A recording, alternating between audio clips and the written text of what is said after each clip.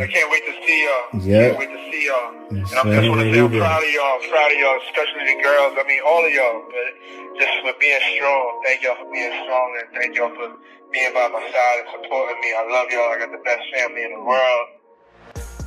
Diddy's birthday this year was a behind bars Not birthday. quite the glitz and glamour Diddy, of yesteryears, the guy but it's the once thought that famous counts. for throwing the kind of legendary parties that made Hollywood blush, just celebrated his 55th birthday in New York's most notorious jail.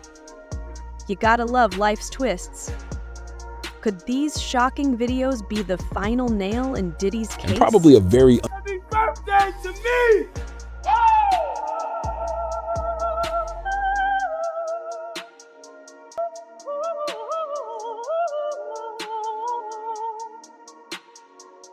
Instead of the lavish all-white designer-clad shindigs did, he's famous for the ones packed with celebrities, absurd amounts of champagne, and a parade of A-list egos.